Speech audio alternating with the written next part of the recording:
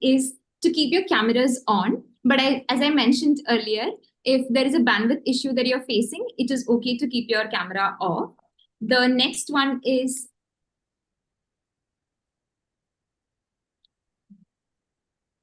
I think a lot of people are annotating on the screen, so I'm having a bit of difficulty.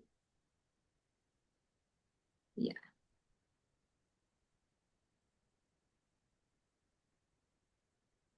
Yeah, I can quickly share. I think the screen briefly got stuck. So one was to keep your videos on if the bandwidth helps you.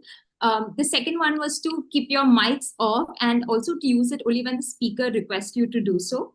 The third bit was to actively engage in the session. I think it's a very, very large crowd that's going to be coming together for the session, but use the session actively and engage with each other. The third one is to take notes if that's helping you to take your learning and make effective use of the time together. And the last bit is also to create a safe space.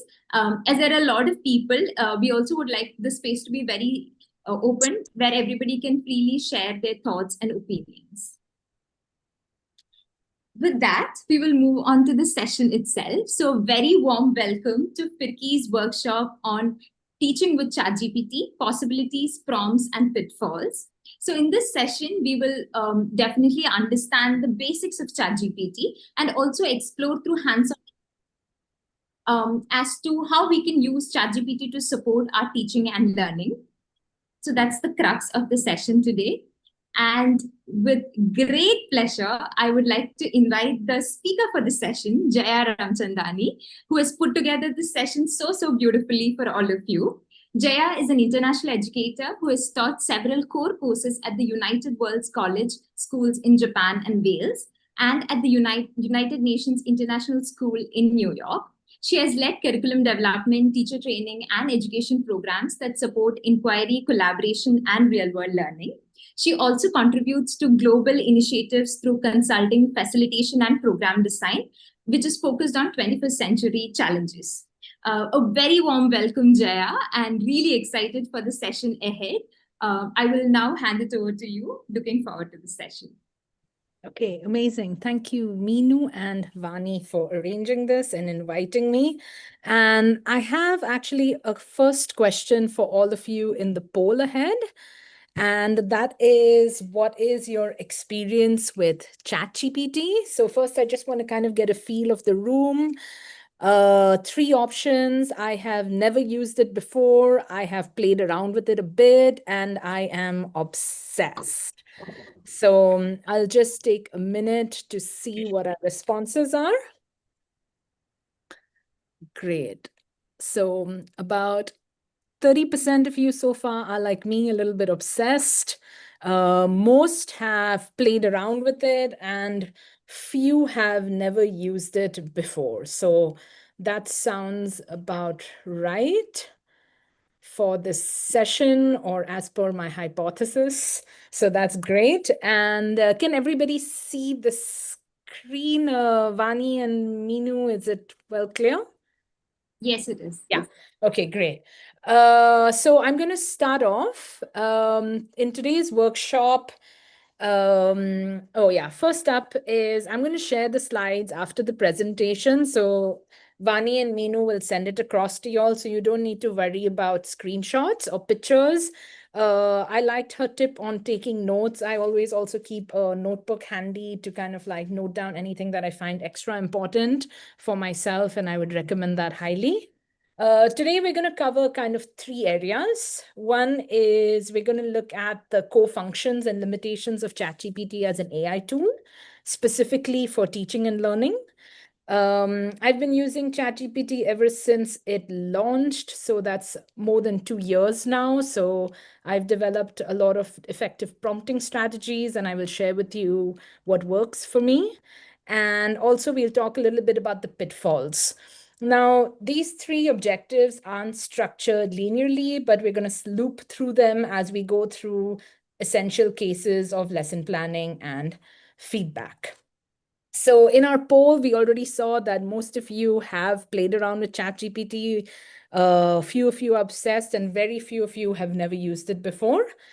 This workshop kind of caters to all three different kinds of audiences.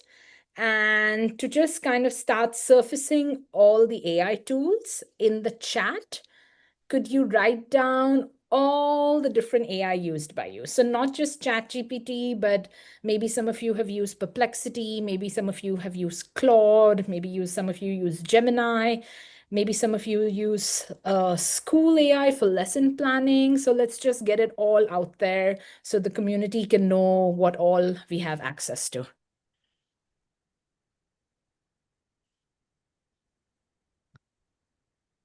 So Grok, Meta, Copilot, Napkin AI, which is quite a nice tool, Magic School for lesson planning, Khanmigo for tutoring, Just ChatGPT, Slide Maker AI, Canva generative quizzes. Right, so we've got a lot of interesting kind of tools out there right now.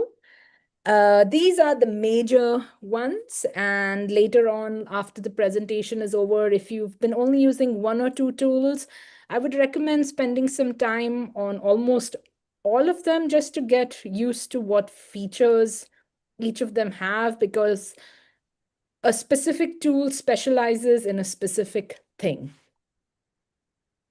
Nice. Next up, I'd like you to open up ChatGPT and enter the following prompt. We're also going to paste the prompt in the chat to make it easy for you to copy paste. And after about 5 minutes, I'm going to open up the mic for some of you to share back what you have learned. So I'm a teacher, explain ChatGPT's capabilities to me more broadly and specifically in the context of teaching and learning.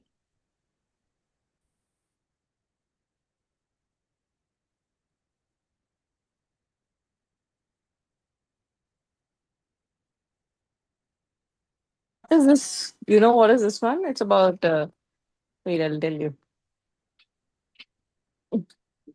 మన teachers మనకి ఏ chat GPT వాడారు. See, teaching with ChatGPT, possible. Can you just repeat the prompt again? I am a teacher, explain ChatGPT's capabilities to me more broadly and specifically in the context of teaching and learning.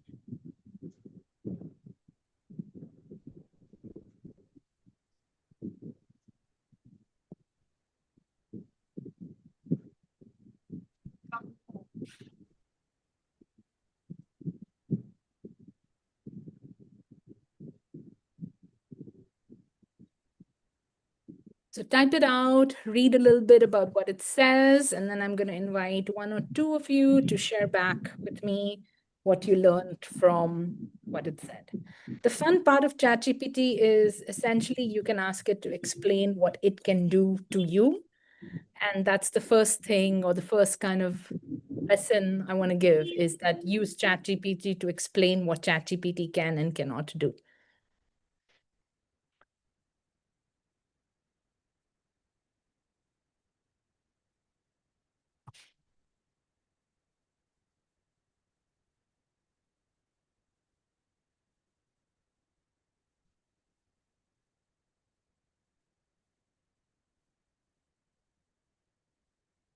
Get some.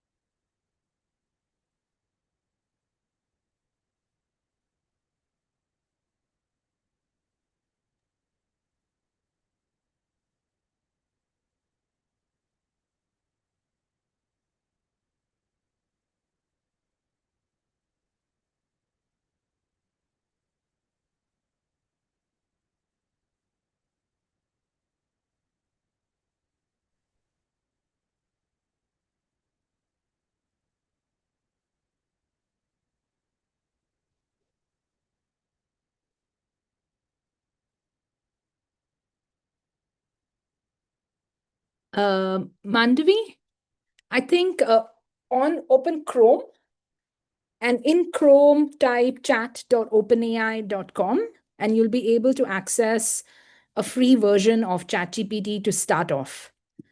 So I'm just going to show it here, chatgpt.com or chat.openai.com. And you can put in the prompt here. You can say, I am a teacher. Please explain the capabilities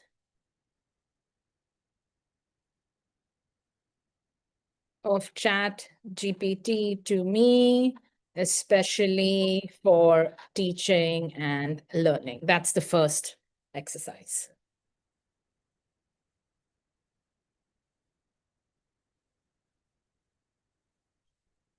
Okay, I'm going to stop share here, and I now invite one or two to speak. Since we are many, Meenu, maybe someone can raise their hand, and then you can just unmute somebody, or you can ask them to go ahead. Yeah, we can do that. Jitendra sir, I think your hands are up. You can unmute yourself. Yeah, good evening, everyone. Hope you're doing all amazing. So, yeah, so when I was just adding this prompt, of course, it gave me that. Firstly, it gave me that I am the teacher and not ChatGPT. So, it was giving me a different thing, right? And then I corrected the prompt. So, I got to know that ChatGPT is having different capabilities, like the understanding of the language. It can generate text, process information. It can give you a lot of answers to different questions, translate and adapt to the language. So depending on the prompt, I think it will adapt your language as if it is a robot and you can train it, collaborate creatively, and also it support visual inputs if enabled, as we do. Like I am from Riverside, so I do a lot of make, paper making, or do a lot of planning and all that using images and videos that we give to ChatGPT. So yeah, in that way, I think it is really helpful, and it is also having a lot of capabilities. Now I can just hand it over to somebody else. Thanks, Jitendra. Thank you. I think Sadhana can go next. Yes, hello. Am I audible? Yeah. Yeah. So I've got a Pandora's box has opened up here.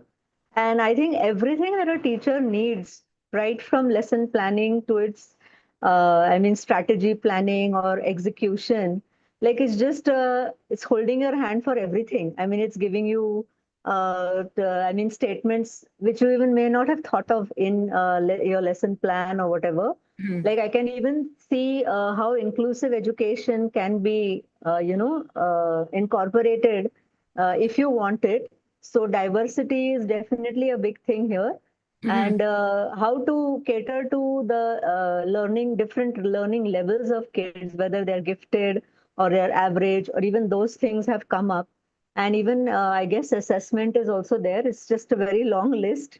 And new teaching methodologies, like even if we haven't thought of something, we can definitely delve further and see how we can use this and I guess enhance our lessons in a huge way and make it more engaging. It's really wonderful. Yeah, spot on, Sadhana. I use it for differentiation a lot to figure out how to cater to other people's needs. And we have time for Yes. one more. Yeah. Would you like to go next? I see Elengo's hands raised. Hi, good evening. So as like previously they all mentioned, like all similarly it says showing to me. And one thing specifically I noticed that since I've been using ChatGPT, it's saying that it's connected with my history search, and it's automatically calculated, and it gives, I can help you with this projects, I can help you with this common skill teachers, since you have worked with the 21st century skills project, so training experience, so it's giving advanced teaching to take the training for teachers. And it's also gives be aware of like real time and data, and still you need to have a human judgment as well, so proper validation. So yeah, that's why I wanted to add on to it. Right. Great addition, Elango, because this context is important, that it can keep memory and it can keep the kinds of chats that you have done in the past to feed in further information. There's both good in that as well as a danger in that we will discuss a little bit later, and also a little bit about how to mitigate that danger. Because you can also just fall into an echo chamber, which ChatGPT is pretty good at. Right. Right, cool. So I think just to summarize the general capabilities, it's really good at text generation. By really good, I mean I try to think of everything in a scale of emerging, developing, proficient, and mastery. And mastery is when it starts kind of teaching things that are new. And depending on the kind of text you're generating or the level of text you're generating, it could be anywhere from emerging to mastery. So it spans the whole range, and then that's where you as the human come in as the evaluator. It's very good at answering questions that are related to factual knowledge and things that are in our history for a really long amount of time. I think someone mentioned language support, so it's good at translation and multilingual support. I have also tried to use it to teach me Dutch. My wife is Dutch, and I tried to kind of like learn the language, but it did not do a good job with that. So, but it does well with translating and interpreting stuff. It's good at information synthesis. So very often I upload like multiple documents and I ask it to combine insights across multiple documents. It does that pretty decently. Conversational simulation, while it lists it, my experience with it is it's not very advanced with it, but it really depends on the purpose. Coding and data analysis support, I would also rate it at kind of like a developing level.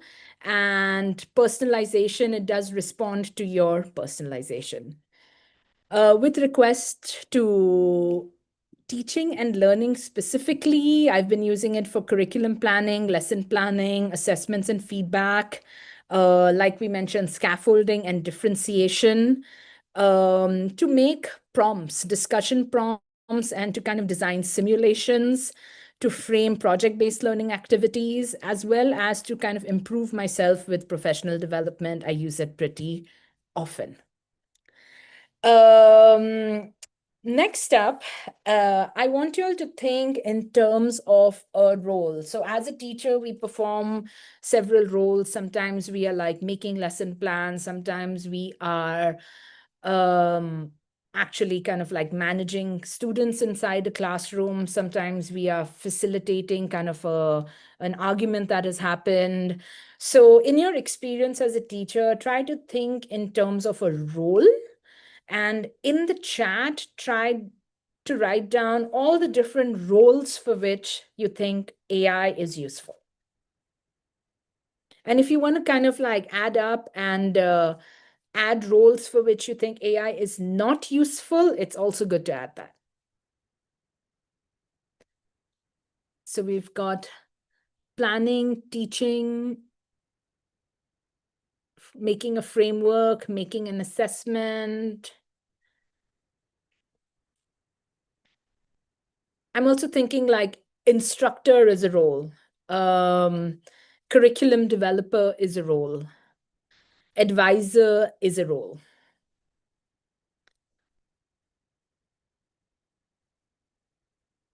Researcher is a role. That's right. A lot of you are mentioning scripts.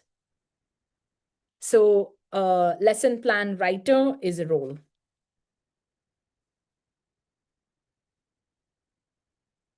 Evaluator is a role. Facilitator is a role. Nice.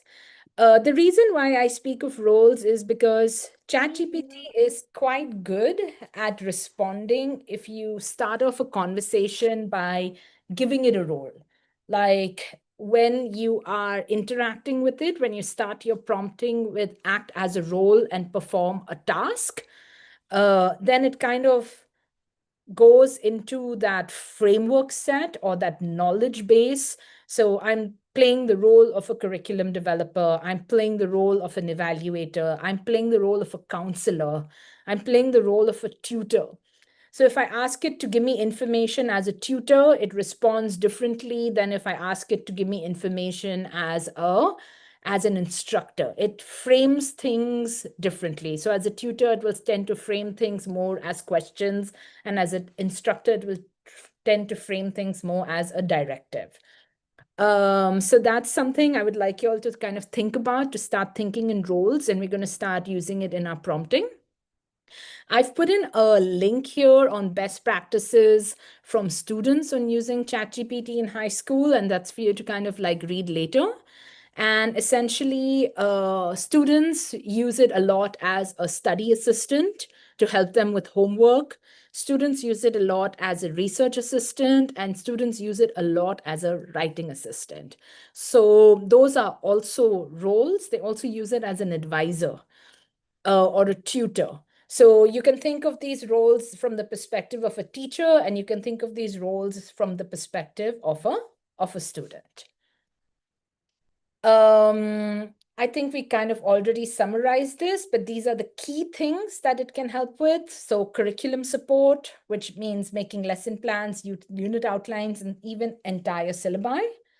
Lesson support, so when you go from the overall curriculum into a lesson, it can help draft worksheets. I especially love to use it for worked solutions, because sometimes I don't have the time to solve the whole kind of problem, but it gives me a draft that I work on to refine it. Assessment and feedback, and here's a nice tricky area that we will go into. Student support. I use it a lot as a critical pedagogy tool, which means that we are all like Indians, but a lot of the content we use is not Indian authored. And I, particularly working in these international school contexts, try to find more and more authors from the global south to look up as examples to put into my lessons. And because ChatGPT is trained on such a big database, I find that it actually does a little bit better job than Google in searching for these examples. I also use Perplexity a lot for the same task. And professional development, which is advanced specific development area, perhaps like a career coach. Now in our last segment, oh, good. In our last segment before we break, I want you all to try something out. Okay, so again, you're going to open ChatGPT, and I'm going to watch the chat here if someone needs extra help while doing this task. And I just want you to engage with ChatGPT to kind of try to make a lesson plan. Now, I'm going to take you through an example and a frame. So the frame is to first give it context, then to give it a role, then to give it an instruction. And then if you already have a really good example format, to feed that to them. So the example that I've prepared is, the context is I'm teaching thermal physics for the IBDP curriculum, and students are expected to develop conceptual understanding, apply equations, and analyze energy transfers in thermal systems. The role is I'm a high school physics educator designing a 70-minute inquiry-based lesson. The instruction for ChatGPT is to create a detailed lesson plan for a grade 11 IBDP physics class on the objective of a very specific objective that I've pulled out, quantitative analysis of thermal energy. And the format is I use the 5E framework, which is a particular kind of inquiry-based framework for designing science lessons. And it's given me a pretty decent output. So the framework in itself has engage, explore, elaborate, evaluate. So I've already fed in a structure that I know works, and I wanted to kind of use its repository of knowledge to build it out. Okay, so I'm going to put on the timer for about 8 minutes for you to try out in your context. In the meantime, I'm watching the chats for questions.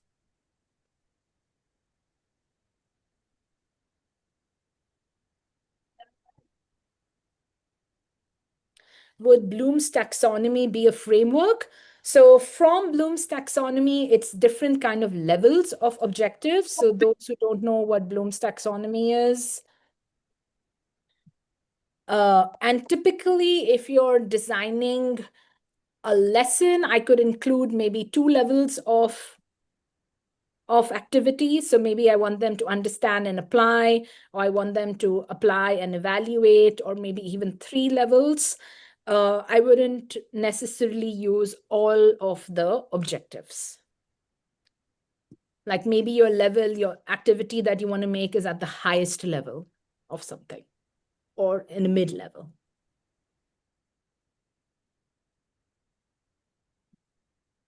Oh, I just realized my screen wasn't sharing at that point, but this is a good image of Bloom's taxonomy.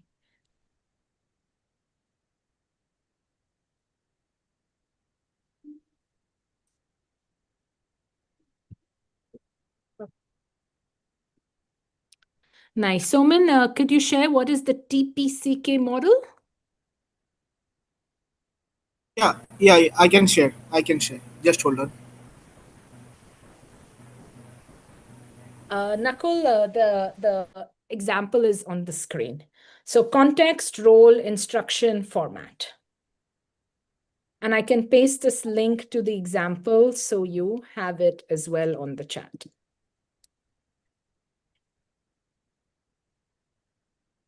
Thank you.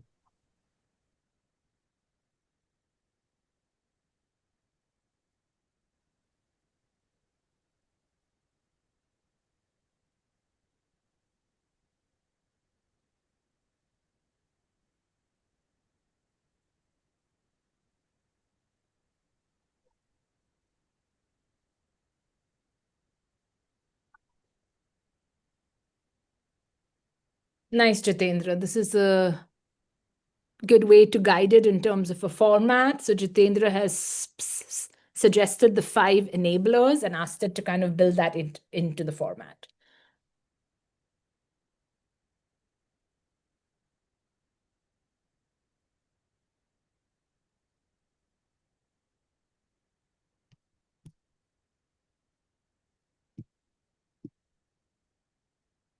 Yeah, I think someone has mentioned something. I almost never use anything generated by ChatGPT directly. I'm always editing it and improving it. It's mainly a base. And I think someone mentioned earlier, it kind of sometimes it's nice for idea generation because it's pulling from a large repository.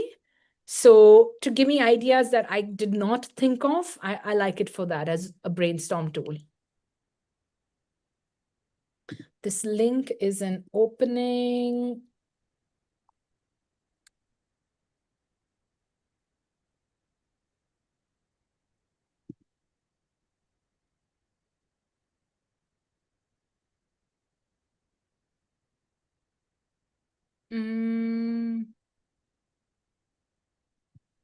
Not sure. I'm adding it again. It's opening for me, Kavya. I tried it in an incognito window. Try the above one, or is it the same? The ChatGPT link is working, but the one about the article that you had sent, I think that wasn't working.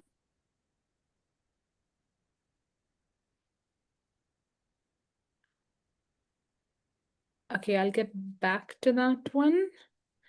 Meenu, could you just message me on the chat about which one, and then I will just check that and update it in the slideshow. Otherwise, also the deck will be anyway shared with them. So yeah, and then I will check that link again and share an updated one.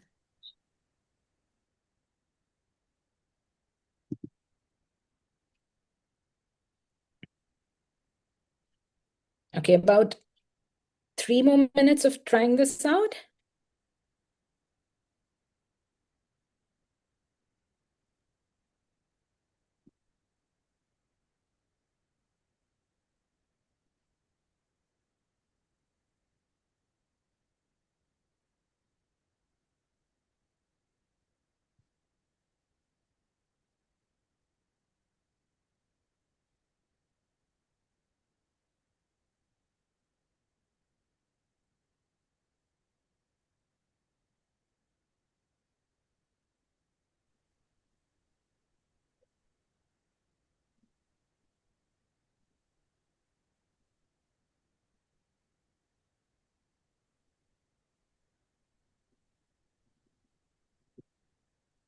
Anita, you have your hand raised? Yes, I had a question. Yeah.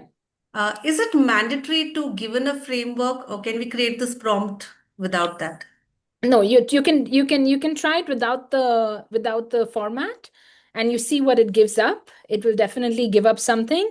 Here is kind of where AI meets humans, in terms of where we can put in our expertise. If we are not happy with the quality, how can we improve it? Because sometimes it doesn't do a good job at the first shot, but there is a way to train it to do a good job.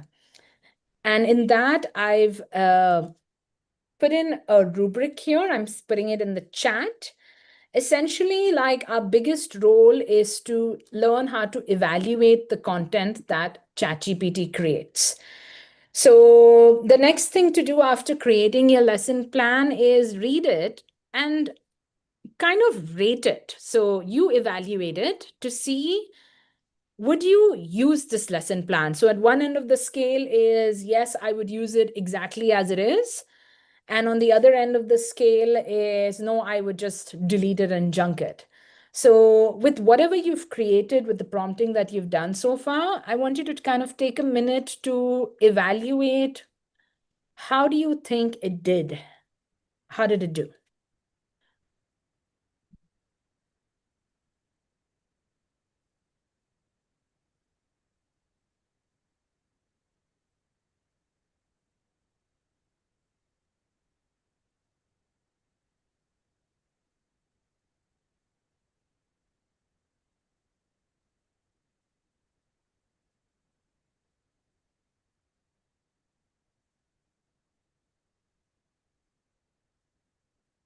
Nice. And I'll just take some time to kind of like invite some commentary here. Seema, you said that you asked ChatGPT to make a plan on psychological disorders. And could you share how you think it did? Would you use it? And give us a little bit about your context, what age group you teach.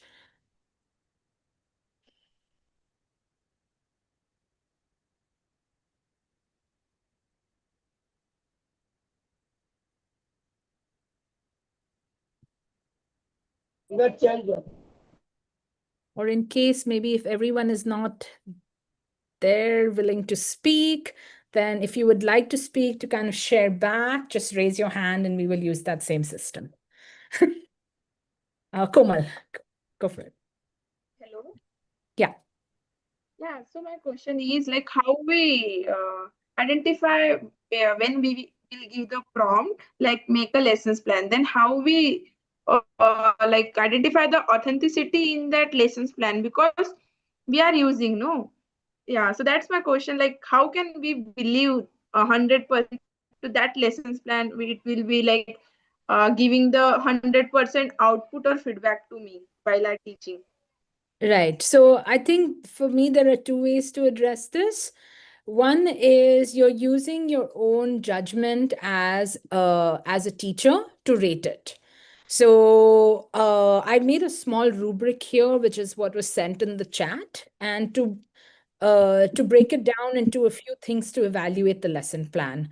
One is you check, are the learning objectives in the plan relevant to what you need it to do. So is the plan targeting the objective that you wanted to target? And you see, okay, how is it doing that? You look that, okay, the kind of activities provided in the plan, are they actually helping the student develop the skill? And this is your individual judgment as a teacher on the lesson plan. You try to see the instructional strategies played in your head. If the student did this instructional strategy, would it meet the objective? Yes or no? And if you have given it any instructions to differentiate, so I often tend to also put the classroom context that these are the kinds of students I have in my class. Do the differentiated activities support these objectives? The second thing I do to check for credibility is you can ask ChatGPT to cite sources. So when giving the prompt, you can instruct ChatGPT saying, please cite sources for all the content you have created. And then it tends to give links and you can click on those links, and then you can see, oh, this kind of idea came from lessonplan.com, and lesson plan is credible in so and so way. And you basically start to build trust. The third way to build trust is when you actually try out the activity. So especially if you teach a lower age group, it's more, you have more time to try out activities. You try out like 2 or 3 activities. You make like a test period. I'm going to try out activities for 1 week with ChatGPT, and you document your learnings, and then you learn from that, and you either go forward with it or you don't go forward with it. Like I said, it works in certain contexts, it doesn't work in certain contexts, and that's where your role becomes very critical as an evaluator. Thank you. Yeah. Now I like little bit idea to how to like believe in like such of citation, because the while I give the prompt, I got too much citation. So which makes some so link. Yeah, I will uh, work on that. Yeah, What you it's said a lot now. of trial and error. Yeah. Yeah. And yeah, I think Saida. Sheda. How do you say your name? Hi, ma'am. Yeah, ma'am. Actually, my way of according to just now what we have discussed. After that, I can suggest that first, as I mentioned in the chat GPT, that also for making the lesson plan. Actually, I'm a physics teacher, so according to that, yeah. So according to that, first I will ask questions like probing questions to connect the students, right? And then I will give some motivation examples according to that, and then I will give the declaration of the topic and then explanation, and after the explanation I want to evaluate my students what they have understood actually.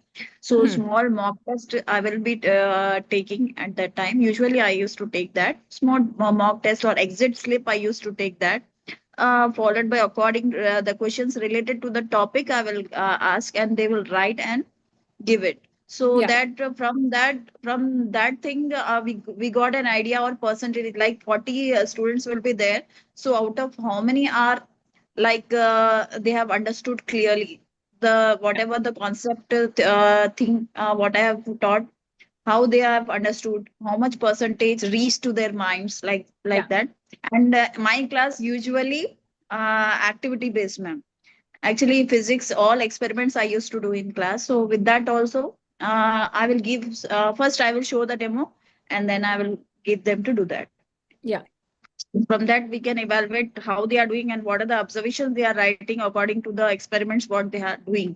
So they will write and they show me. From there, that also we can have an idea about how they have understood, what is the understanding level of the student, whether the student is dull or something. Just appreciate them, and then just grab their attention towards Yeah, us, like that. that's a good point. Like creating a quick formative assessment aligned to the objectives can also give very quick feedback on whether the plan is working. Nice. I'm going to pause here for a break of 5 minutes. And in this break, and Jitendra, I saw your hand was also up, so we can maybe start after that with your question. In this break, I'd ask you all to kind of just maybe turn off your video. You can go to the bathroom, have a little walk around, have a little stretch, and we'll come back and we will then resume with the next segment, which is on this exact topic of assessments and designing feedback using ChatGPT.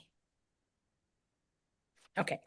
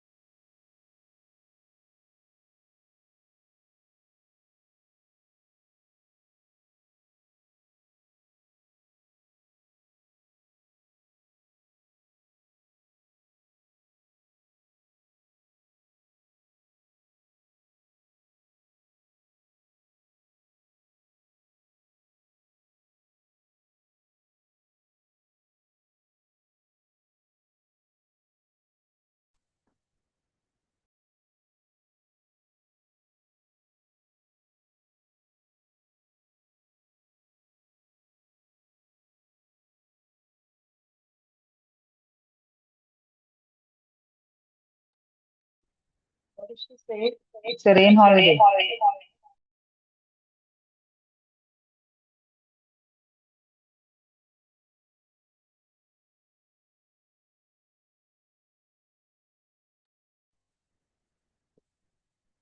Okay. Hello.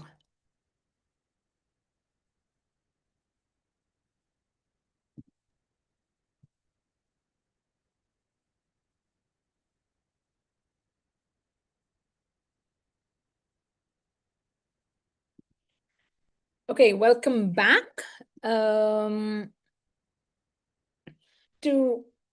get us restarted with this new segment, I don't know if many of you have used Padlet before, but I find it quite an interesting tool. And I've put a link there. And on Padlet, similar to kind of Minu's starter question, try to create a metaphor. So one of the metaphors I've put up is like using AI or ChatGPT lessons are the recipe, but the teacher is still the chef.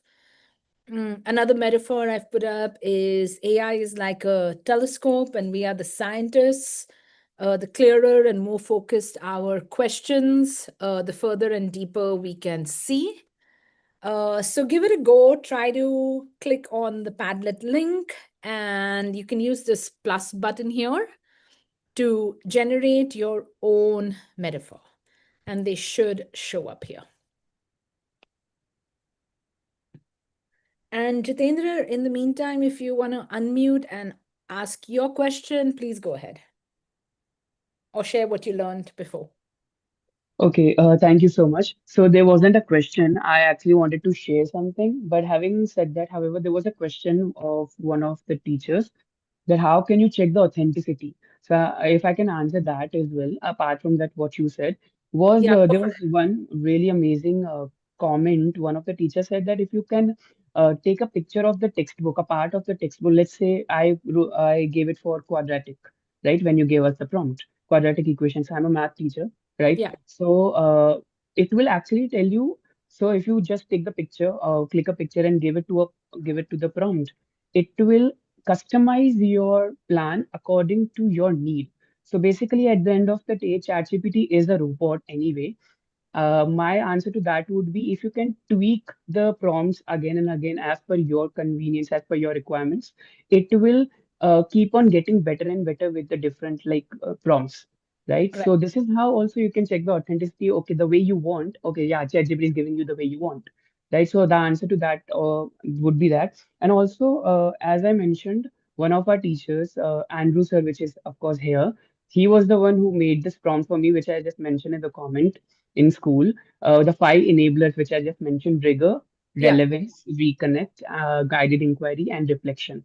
Right. So this is how also you can make it a 40-minute, 50-minute plan for yourself, which I also use. But also having said that, the one that you have mentioned, 5 E's, it's really, I did not use that before, but now I would say that this is also really good because I understand engagement, how to hook the child, right? Because the very crucial point when you go into a session, it's very important and sometimes difficult to catch the child's attention in the class, yeah, right? So the hook, the engage of 5 minutes is so very important for a teacher and also for a child so that they can dive into the session and get ready for the session, yeah, right? So that is something that I really loved about the prompt that you gave, and everything else was accurate. But only thing is that there would be very minute changes as per your requirements that we can do. Yeah, yeah, thank you. yeah. And I think, Jitendra, you bring up a good point. The whole idea is here is that every teacher and every age group, everyone's context is different. And that's where you put in your own intelligence of what is good for your context and train it. I think that that's a very, very good point to reinforce that you need to train your GPT to work for you. Yes, thank you. Okay, so we've got some interesting metaphors coming up. I'm a builder and ChatGPT is my tool. ChatGPT has become a tutor, and let's try to think of what the metaphor is there in the house. ChatGPT is the bestie, which gives us a spark in times of need.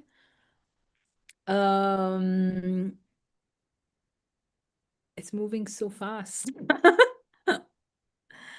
Nice. AI in education is like a skilled gardener in a vast garden. Is AI the gardener? I will put that as a question mark. AI is the chalk, the teacher draws the path.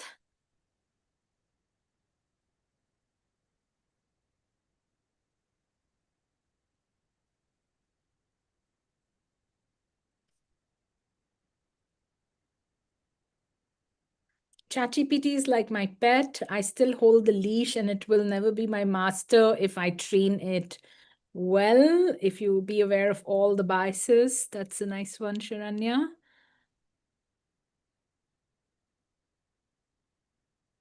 AI is like a map, but you are the pilot. AI is the compass and you are the navigator. I'm curious about that one.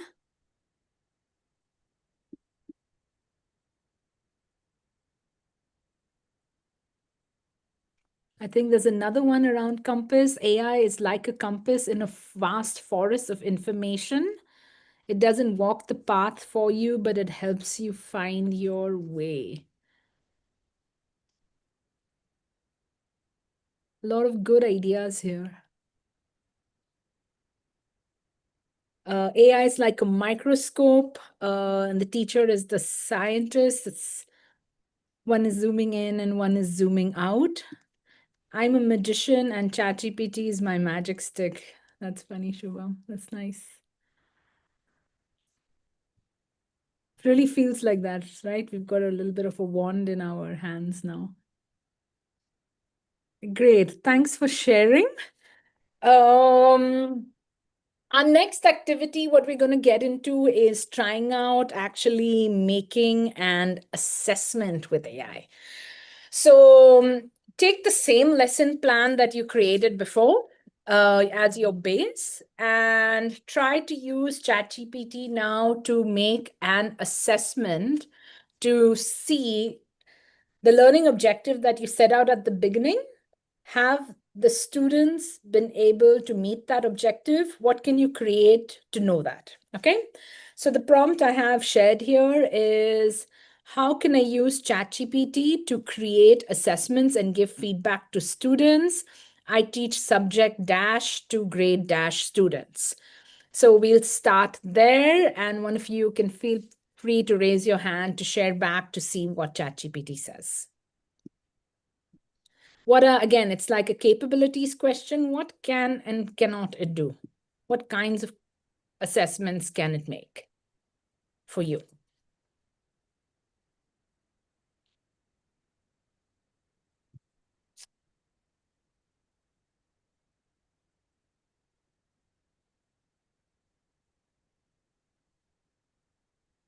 Meenu, when I'm screen sharing, I can't see people's faces to see if they've raised their hands. So can you just call them out?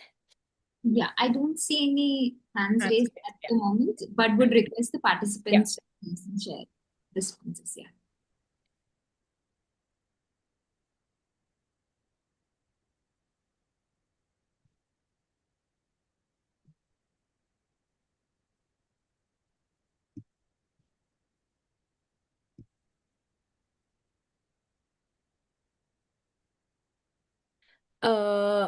Seema, I haven't created an example for this one. But the prompt has been put in by Meenu to just kind of edit it and type it in. So how can I use ChatGPT to create assessments and give feedback to students? I teach whatever the name of your subject is to the grade of the students. Yeah, Vijay, I'm going to share the PPT with you. It's on Google Slides, and Meenu or Vani will share the link with all of you after this is done.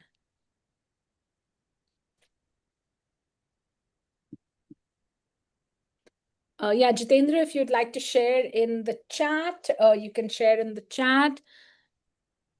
And if some of you all would like to just share out by raising your hands and speaking, that's also good.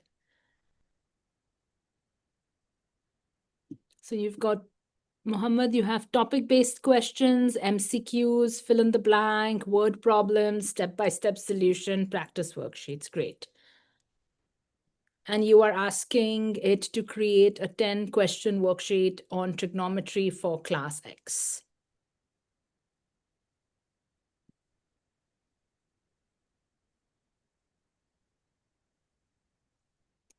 Amit, you've shared for drama. It can make rubrics. It can make a script-based quiz.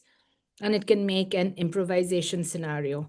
So as you see already, it kind of tailors the response of what kind of assessment it can make to your subject and your grade. So I will get a completely different response for physics as you will get from drama, as someone else will get for math. Because the kinds of questions or the kinds of assessments in each subject area is subject dependent.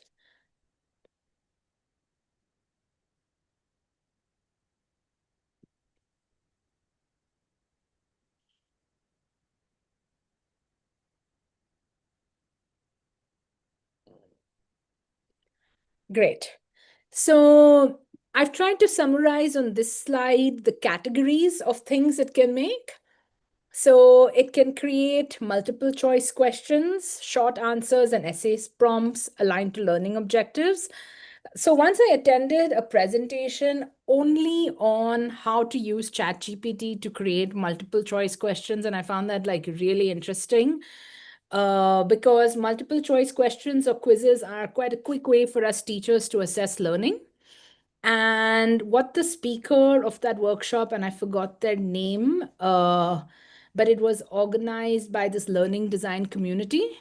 And I can also send you all the link to that. It's quite an interesting community.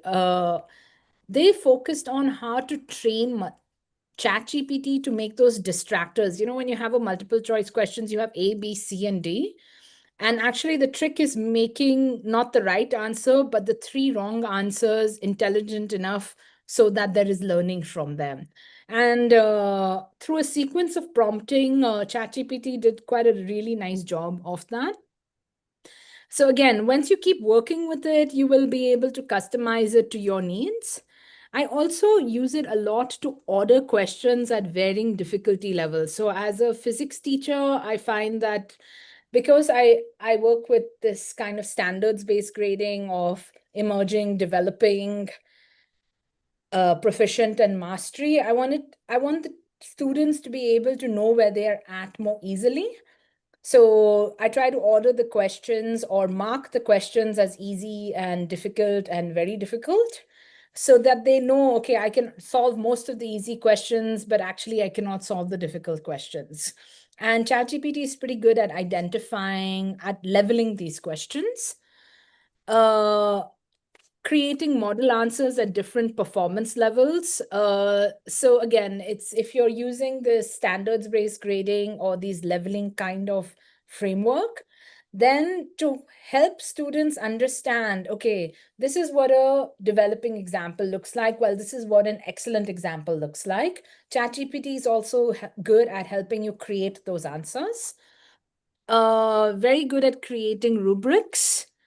And also pretty decent at using rubrics to grade assignments and provide feedback. And I think this is where a lot of us struggle with, is to give real-time feedback on tasks, so to give feedback faster. I've been using it a lot for that more recently. Now, here's the time where you kind of like enhance your prompting strategy to create a multi-part assessment for that same objective. So I'm giving it the objectives, start off with. And here I've kind of changed my strategy from before. So before I asked you to give a big prompt, one prompt with multiple instructions.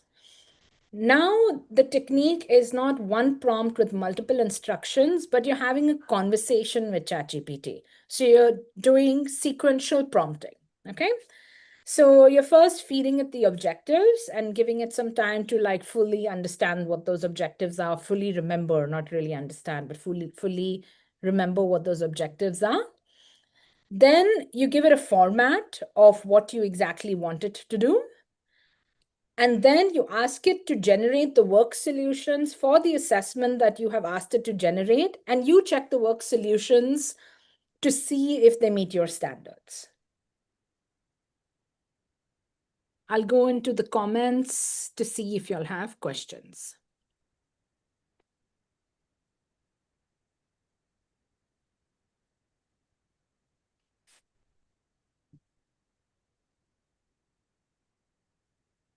Yeah, nice.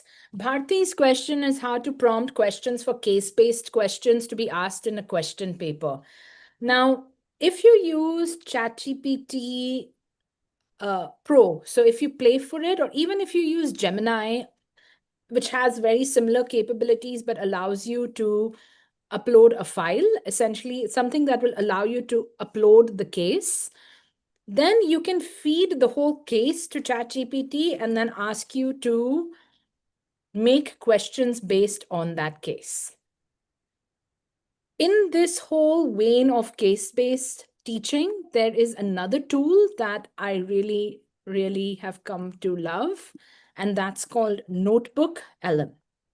So it's a Google tool, and I'm just demoing it on the screen here. But what Notebook LM allows you to do is, let me get in.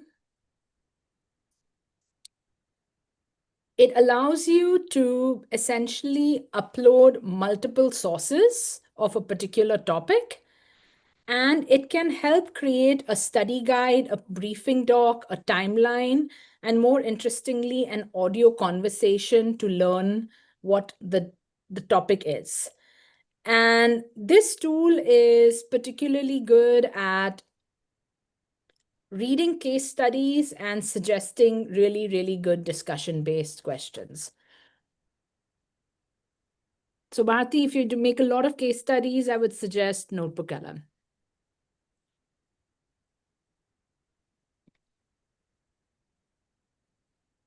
Millen's question is usually you don't teach a topic for a single class, but through multiple sessions. Yeah, great. Good question, Milind. You can use ChatGPT to design, like I said, a unit plan. So you can give it a bunch of objectives. And then with the bunch of objectives, you can say, I want you to break these bunch of objectives into 7 sessions and see what it suggests. And then usually in that particular process, I have found myself to tailor the answer more to what I need, and then feed that back into ChatGPT to break it down.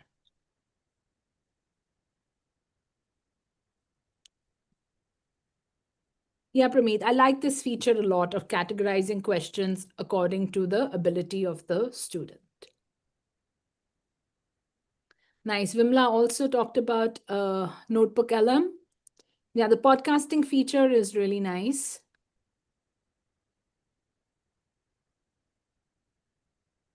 Jitendra, thanks for sharing more tools, Casit, PictoChart, Canva, and Solo Taxonomy. So usually these chats get lost. So if any of these are immediately relevant to you, I'd suggest like already saving the links.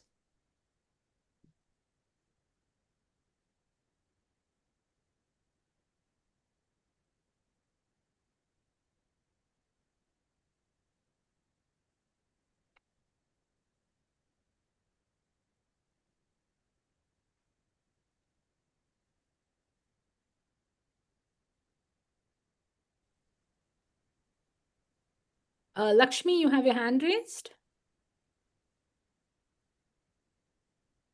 Hello, good afternoon. Yes, I actually wanted to know about the feedback.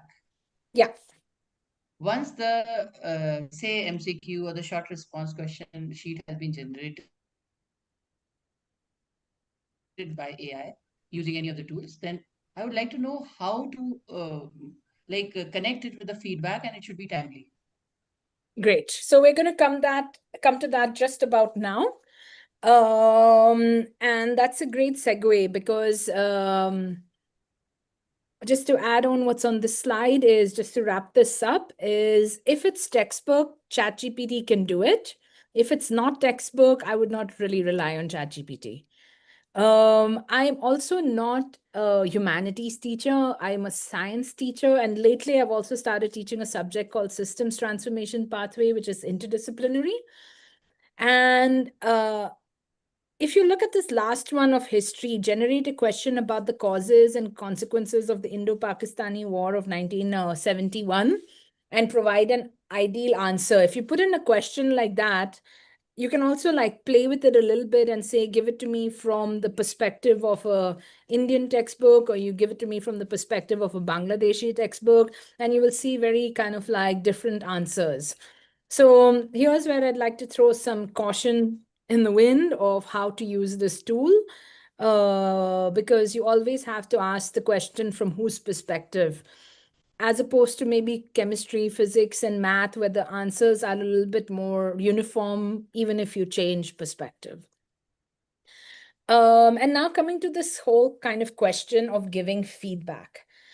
Now, I use ChatGPT to give feedback the most when I have a rubric, okay?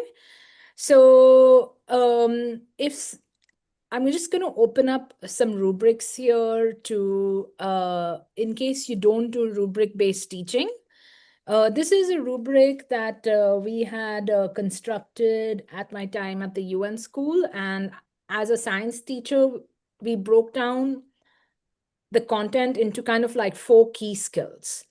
So key skill number 1 was around constructing science explanations. Key skill number 2 was designing and carrying out investigations. Key skill number 3 was analyzing data. And key skill number 4 was around communicating and evaluating scientific information. Now, what I found was that if, like, say, I gave a student an assignment around designing a scientific investigation, and I feed in this rubric, it does a pretty good job at assessing the information and giving feedback on each of the rubric criteria. Now, what ChatGPT isn't good at is it is really not good at scoring. Okay, so it's good at identifying points of feedback when guided by a rubric. However, it cannot be relied on for scoring. It just does whatever it wants. It's quite like what there's a word sycophant. It's likes to give you compliments a lot because that's a part of its strategy to, you know, keep you hooked. So I take the points of the feedback, but I don't use the scoring. I would actually like to skip this activity, but you can try it out later to create a rubric. So prompt 1 would, and the reason to skip this activity is to kind of use the last 20 minutes of the workshop to talk about the ethics of AI. But prompt 1 in using a rubric would be, first, you can use it to create a rubric on a well-established skill. So right now, if you just put in to create a rubric on teaching grade 10 students the skill of presentation, it should give you a pretty good outcome. And then what you can also do is you can create a rubric as a teaching tool to teach a specific skill, like say, for example, of scientific explanations. And if you have student samples, then after the presentation, pull the activity through, or maybe tomorrow or day after tomorrow, and input the student sample. Please be very careful to remove any personal data of the student from the student sample. And also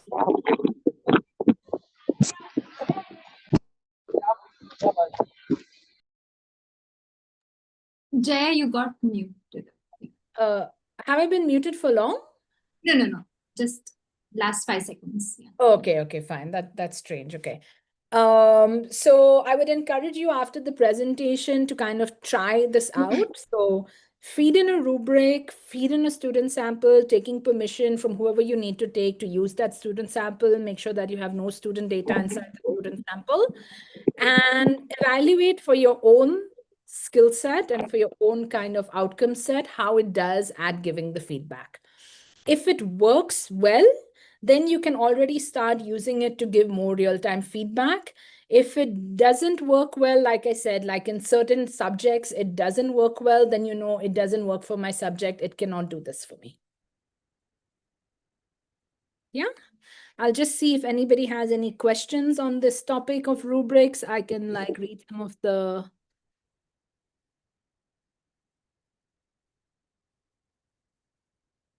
Nice. Yeah. So Smriti, if you have good rubrics, you can use these good rubrics to evaluate and give real-time information.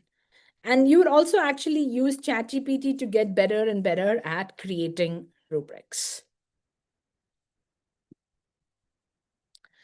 Ankita, I don't teach pre-primary and primary, but maybe perhaps we can network the, we have about 487 participants. So if someone would like to give Ankita some wisdom for younger kids, please do share it.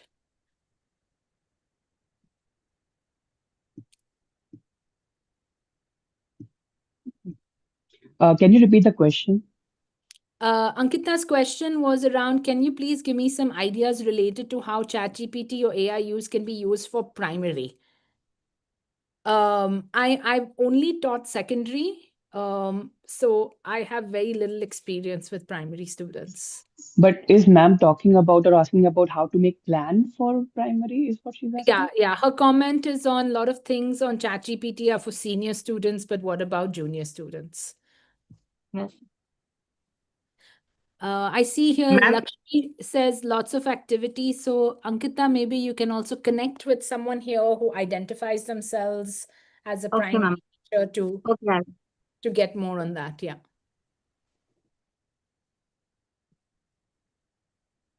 Nice. Okay, good. I've added some prompt engineering tips. 10 of them. Number 1, be specific. Number 2, build output expectations with examples. Number 3, always provide context. Number 4 is set limits for the answers. So if you already know, your word count limits for the answers, or how some subjects have a predefined format for the answer, feed it in. What we did in the second example was reprompting. So rather than giving just one prompt, you make a series of prompts. And I think Jitendra also spoke about that. Have a conversation. Number 6, use roles. Number 7, always like input age and skill levels, because things vary very widely. Number 8, and not many people know of this feature, is a temperature feature to make ChatGPT more creative. Number 9 is to use placeholders for student data. So always protect the identity of your students. And number 10 is I always ask for summaries in tabular formats to make it easy for me to look at things. Nice. We're going to skip the second break because we have only 15 minutes left. And in the chat, I want you to respond. So maybe first take a minute to think about it, and then respond to this what if scenario. Now, I put up this question maybe like 3 years ago when I first started using ChatGPT, already anticipating kind of this is going to happen. But if a teacher uses AI to create the assignment, the student uses AI to answer the assignment, and the teacher uses AI to grade the assignment and to provide the feedback. What is being learned in this whole process? So I'd invite responses on the chat, or if you want to raise your hand, that's also good.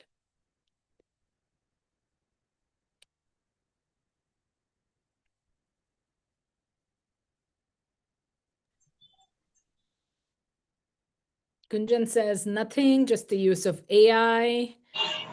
Retraining ChatGPT, that's nice. AI is learning, that's funny and all, quite spot on. Lakshmi, we're going to share the whole presentation, and then you should have all the prompt engineering tips. both teacher and student. Jitendra, I see your hand is raised. If you want to say something, please add. Abhishek, I'd be curious about what makes you say both teacher and student.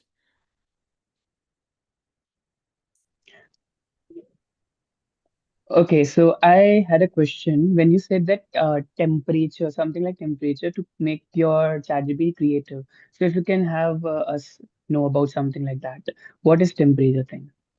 Oh yeah, it's like a thing you can add in the prompt. So I can just go back to that for a second because a lot of people don't know about it. You can just say, if you say temperature 0, it makes it more like factual. And if you say temperature like 0.9, it makes it less factual, but more creative. So this is especially useful when you're brainstorming. You want it to be just more creative. You put temperature 0.9 as a prompt inside it. And when you want it to be like more rigid, closer to what's already being fed to it, you say temperature is closer to like maybe 0.1. Okay, thank you. Yeah, no worries. Yes, Jaya. Yeah. I'm Abhishek.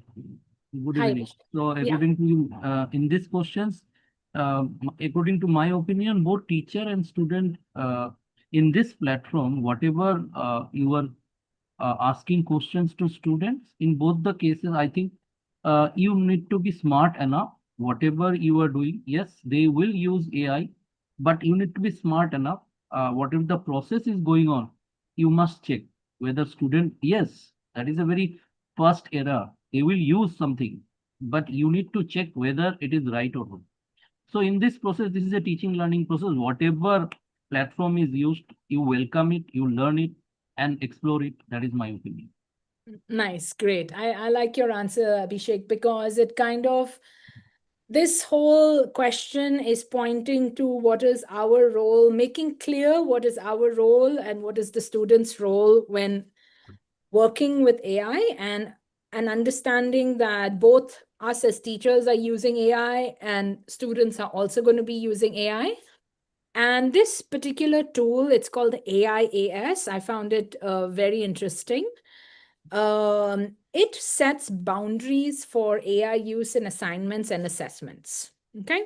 So again, we will share this presentation and then you can, look at the tool. There are versions also of this tool that are adaptations of it. But it's very good practice to set out at the onset for you and your students that what are the boundaries of using AI. So already they start getting trained in both kind of skills where they don't use any AI at all. So they work just purely with their minds, and skills where they are collaborating with AI to produce a particular output. And you are adjusting your rubrics and your expectations according to that. So this particular scale levels it at no AI, AI planning, AI collaboration, full AI, and AI exploration. I'd recommend kind of like spending some time with this tool more in detail, to kind of like really understand for what kind of assignments do you want them to use AI, and for what kind of assignments do you just not want them to use it at all. What I've done in the past is I've also staged it. So maybe in part A of the assignment, you use AI, and in part B of the assignment, you don't use AI at all. What I found very, very strange, I'm teaching high schoolers, and like I am 42. That means I have grown up not with like the first, I don't know, 15 to 20 years of my life not being a part of the digital generation and then going digital. And now I'm and now we are in the era where kids have access to AI. And I would expect that the 16 to 18-year-olds that I'm teaching who have been entirely brought up in the digital generation have better prompting skills than me for the same assessment or for the same assignment. But I found that they don't. Actually, their prompting skills were kind of like pretty average to below average, say, in comparison to what can be. Yeah. And I think like one.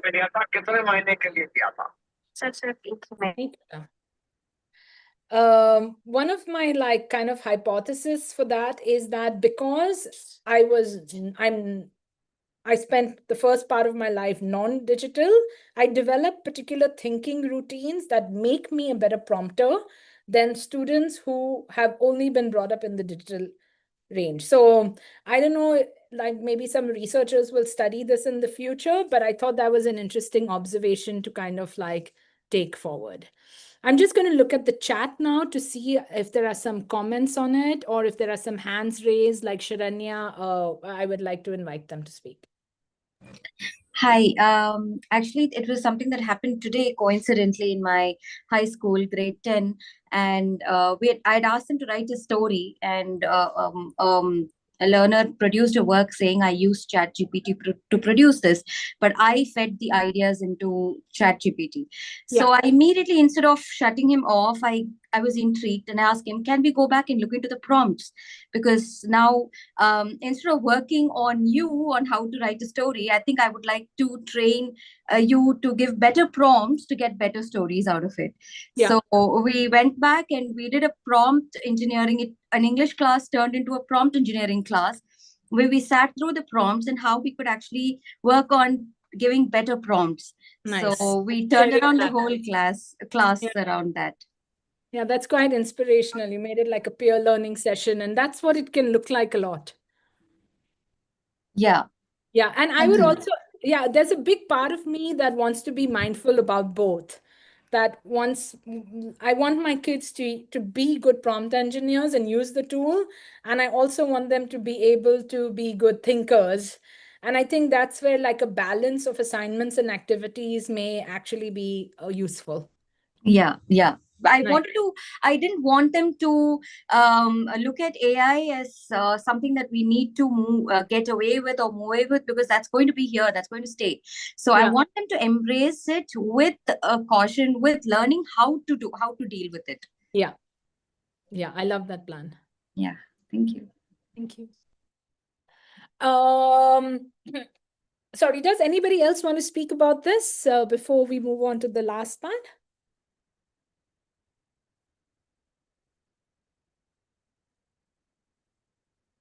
Nice. The next thing I wanted to share kind of in this whole ethics space is, this is a talk that I saw in March 2023 when it came out. And there is a bunch of researchers, I think they're based in New York, and they have founded the Center for Humane Technology. And their thesis is very simple. It's basically that, because, like we are tempted to have this idea that AI is here to stay. And to some extent, I agree. And I'm also quite a heavy user of it. And then there is this other kind of part where we are still evaluating what it means to humanity. And their thesis is kind of like more broad level. And it's essentially telling me that when I'm working with a new technology, I must interrogate the new responsibility that comes with it, in order to not kind of make it a tragedy and in order for it to work to our benefit.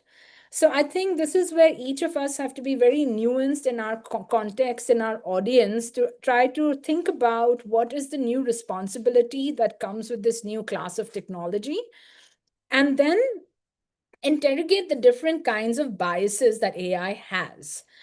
Now, I've summarized kind of like 4 biases. Someone's mic is on. One is the data bias. So AI has a lot of bias in terms of the systems it's been trained in. So a simple example is the base of knowledge is quite Western knowledge. So that in itself with a lot of biases. Now in research papers already, like there are a lot of biases, like in terms of who they choose as their sample. So all those biases just get amplified. Yeah. So we need to be very mindful of that kind of bias. The second kind of bias is like the algorithmic bias. Again, there are certain people making those algorithms. A set of humans have coded the initial instructions. And those initial instructions come with a set of biases. It has a lot of cultural biases. So say, for example, just something as simple as make me a picture of a doctor, it will throw up a man. It has gender biases. It has the kinds of examples you give. Like I said, I use it a lot as a critical pedagogy tool. But if I don't give it a specific instruction saying, please diversify my sources, it won't diversify my sources. Yeah. And the last kind of bias category is this over-alignment bias. And I used the word sycophant earlier. Basically, when you're chatting with ChatGPT and once you start doing it a lot, it loves to praise you and flatter you and agree with you. So what I'm going to kind of like present next is some custom instructions. So again, this will come to you in the presentation. But ChatGPT has a customs instructions, like a place to input them. So I have given ChatGPT these custom instructions. So in all my responses, in all of its responses to me, it does these things. So I've asked it to, like focus on substance over praise and just stop complimenting me unnecessarily because it's pointless. When answering my questions, add the evidence to support the claims made. Question my assumptions, identify my biases and counter viewpoints, not to shy away from disagreement, and don't give me fake content. And when you're giving me speculated content or unverified content, please tag the content as unverified.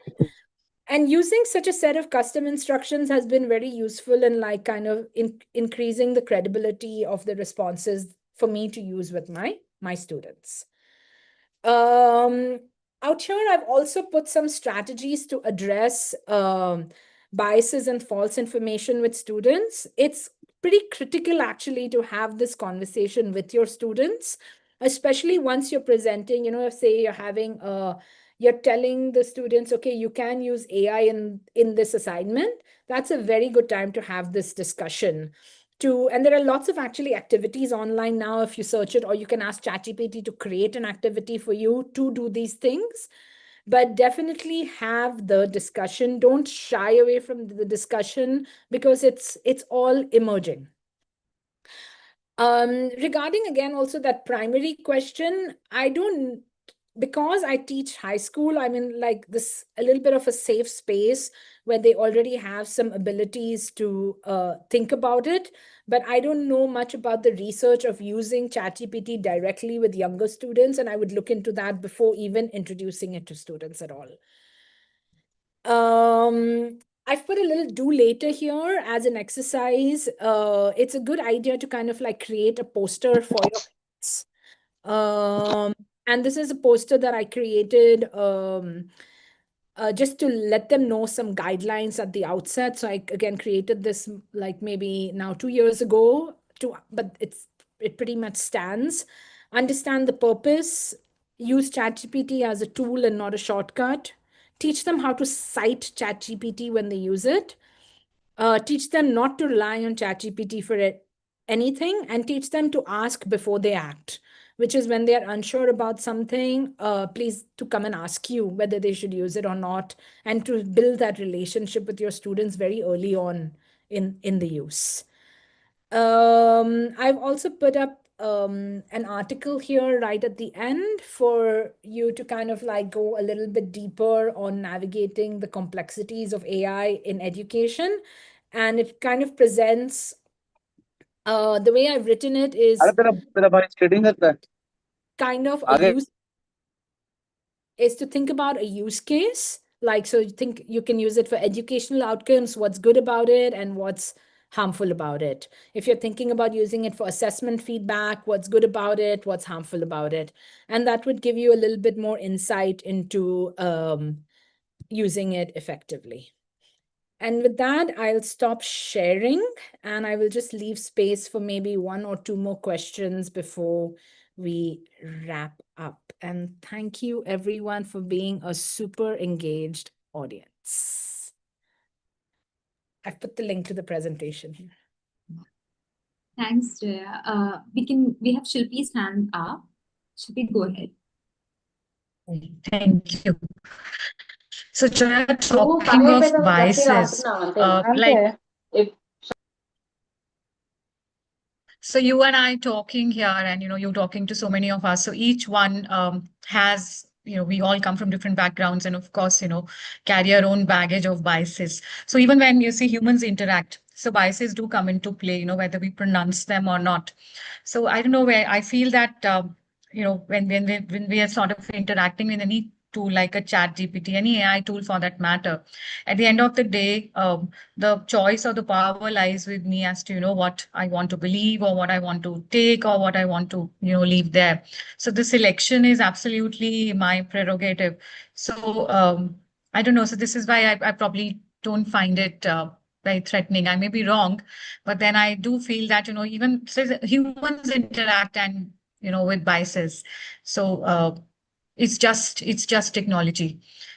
So how far will it impact me at the end of the day, if I can process it, because I have my own bias. So when it gives me a solution or, I give a prompt and it responds to it. So I drop it, uh, saying that, oh, I mean, that's not what I agree with and that's not what I want. So that's when I reprompt and probably ask for something that matches my bias as a human being, isn't it? Yeah. And I think that's where it comes. Monica.